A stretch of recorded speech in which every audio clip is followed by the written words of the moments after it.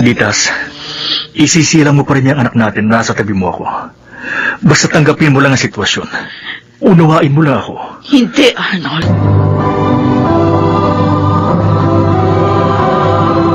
Handog ng DZRH ang tula sa kanyang panahon. Namamatay nga ba ang damdamin? Ngunit hindi ang isang pangako. Mga kaibigan, narito't ating pakinggan ang naging karanasan ni Ditas sa ating dulang sa kanyang panahon.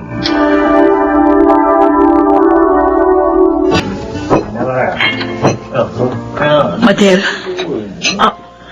Ha? Dito ako tinuro nung napagtarungan ko sa labas na nakakakilala sa'yo. Dito ka raw nagtatrabaho.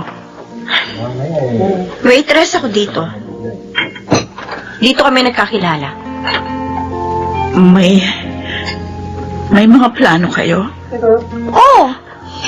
Marami. Buntis ako. Dinadala ko magiging panganay na anak namin ni Arnold. Buntis din ako. Dinadala ko rin ang magiging panganay na anak namin. Kaya kung hihilingin mong hiwalayan ko ang asawa mo, hindi ko gagawin yun. Ipaglalaban kong karapatan ng batang isisilang ko sa pangalan ng kanyang ama.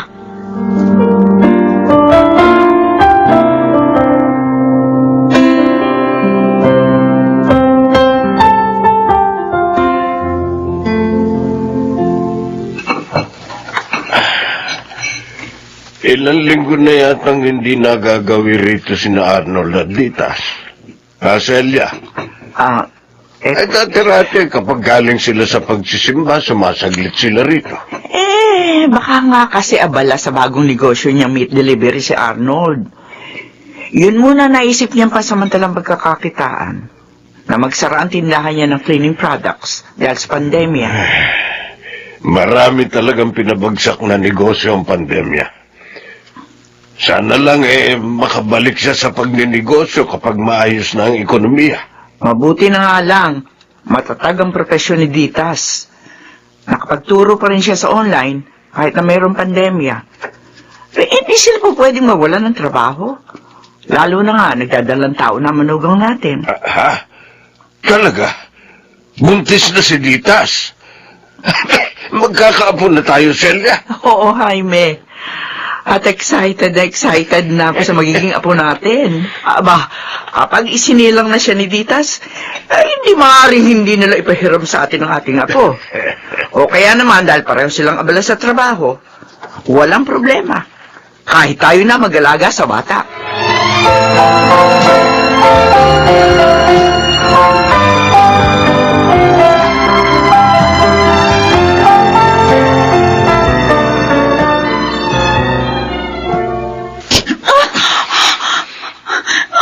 Sinampal, Arnold.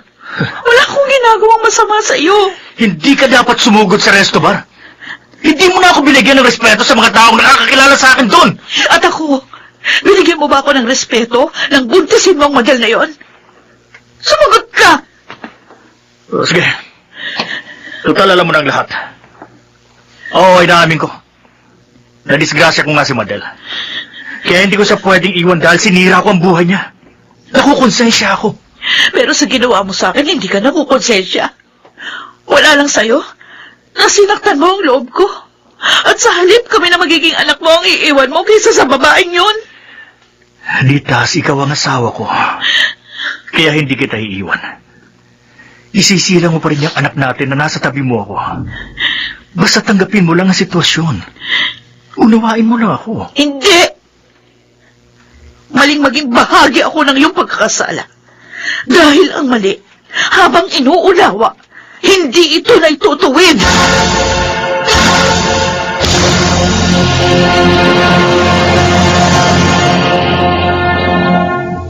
Marami kang ipinangako sa akin, Arnold. Kailangan tuparin mo lahat ng yun. Huwag kang mag-alala. Malaki ang hatian namin ni Ala sa kinikita sa meat delivery. Kayang-kaya kong tustusan ang lahat ng gusto mo. Magkano Naghahanap na rin ako ng apartment na lilipatan natin. Siyempre naman, para may privacy naman tayo. Hindi yung kung saan-saan lang tayo nag-check-in. Sige. Sabihin mo lang sa akin kapag nakakita ka na. Para mabigyan kita ng pang-down payment. At saka, naisip ko, malis na rin ako dito sa trabaho. Parang liit-liit lang naman ang sahod ko rito eh.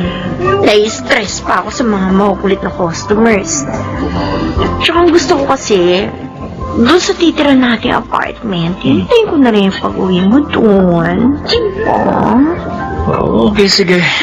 Kung anong gusto mo, kung ano yung mga plano mo, edi okay.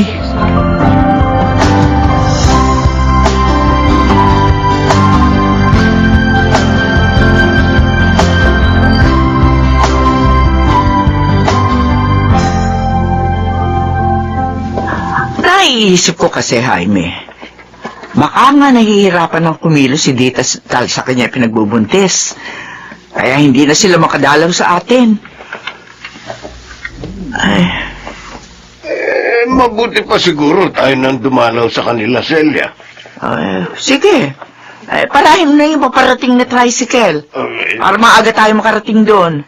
Naiinip na rin akong makipagbalitaan sa mag-asawa.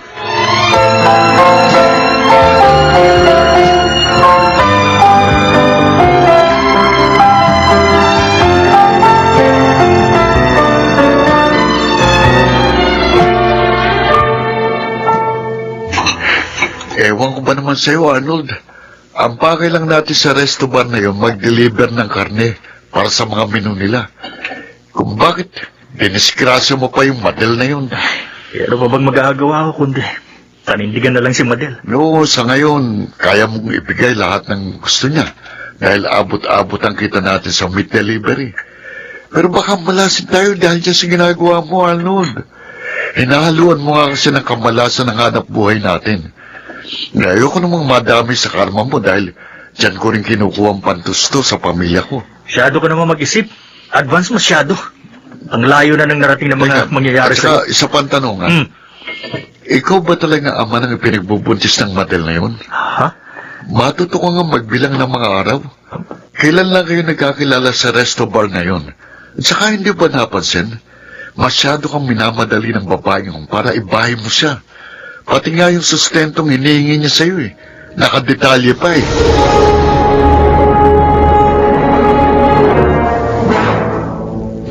So ngayon, gulong-gulo na ang isip mo sa problemang pinasok mo. Kaya ang pinaka-option mo, hiwalayan ako, ganon? Ano yun? Bumubuo ka ng sarili mong buhay na hindi na akong kasama? Ayaw mo na akong kausapin, di ba? Ayaw mo na rin akong pagsilbihan. Para na lang tayo mga estranghero sa bahay na to. Eh di maghiwalay na tayo. Ikaw at ang mga desisyon mo pansarili lang. Ulat sa pool, pagod na akong unawain ka. Kaya nga maghiwalay na tayo. Para hindi ka na mapagod na unawain ako. Tutal, malakas ka. Matalino ka. Kayang-kaya mo na magdalhin ang sarili mo, hindi ba? Kung para sa tamang iisipin mo, hindi mahirap ang magdesisyon. Pero kung para sa pansariling kaligayahan mo lang ang paiiralin mo, hindi ka pa rin magkakaroon ng inaakala mo kapanatagan. Dahil simula pa lang yon ng mas magulong buhay na pinili mo. Teka! Nag-aaway ba kayo mag-asawa? Ha? Doon pa lang kasi sa may pintuan, dinig na namin ang pagtataasan niyo ng mga boses. At ano yung kanina pa namin naririnig na hiwalayan? Habang pagpasok kami rito. Ano yung maghihiwalay na kayo?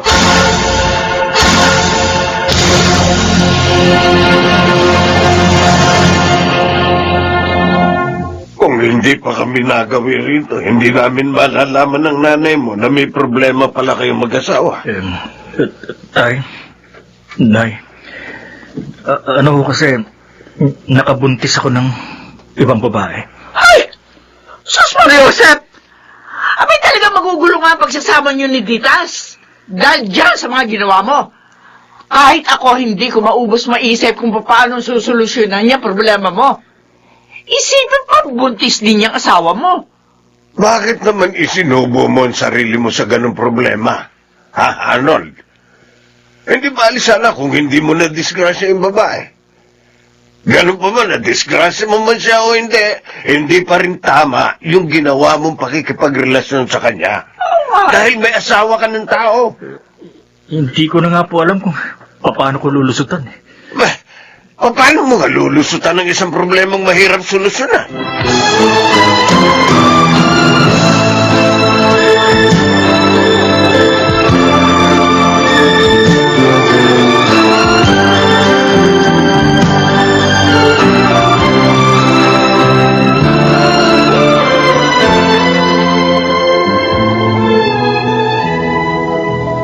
Madel, ano yung narinig kong usapan yun ng lalaking yon? Na asawa mo pala at siyang ama ng ipinagbubuntis mo? Ibig sabihin, nirarakit yun lang si Arnold para sa mga kaprecho yung mag-asawa? Teka muna, Alan. Ha? Baka naman pwedeng huwag mo nang sabihin kay Arnold yung narinig mo. Pag-usapan na lang natin to. Sira ulo ka ba? Halos magpakamatay na nga si Arnold dahil sa kaiisip kung anong gagawin sa buhay niya. Pagkatapos, gusto mo pa akong idamay sa panloloko mo sa kanya? Alan. Iligay mo ito sa tuktok mo, Madel. Hindi lahat ng tao katulad ng paraan ng pag-iisip mo.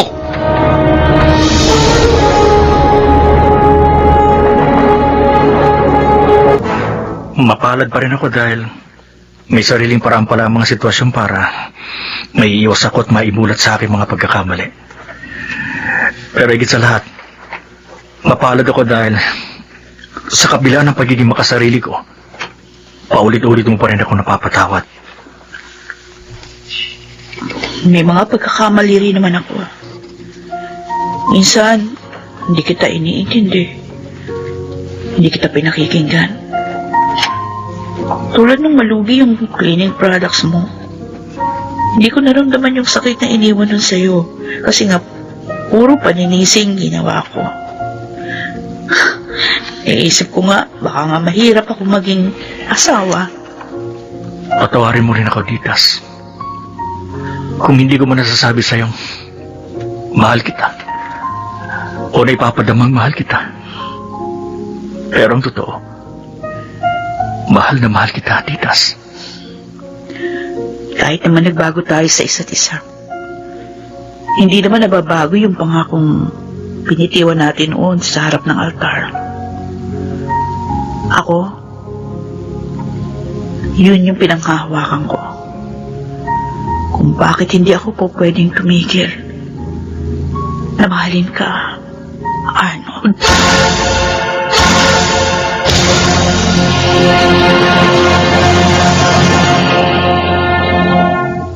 Sagrado ang mga sumpaang pinagbubuklod sa harap ng altar. Kalakip niyon ang tapat na pagmamahal at paghahandog sa sariling buhay sa taong pinakamamahal sa kanyang panahon.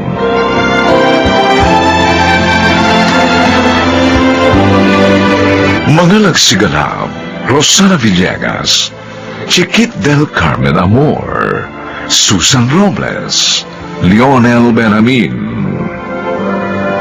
Maynard Landicho Jr. at Phil Cruz. Special Sound Effects Jerry Mutia. Technical Supervision Eric Lucero at Bong Muyar.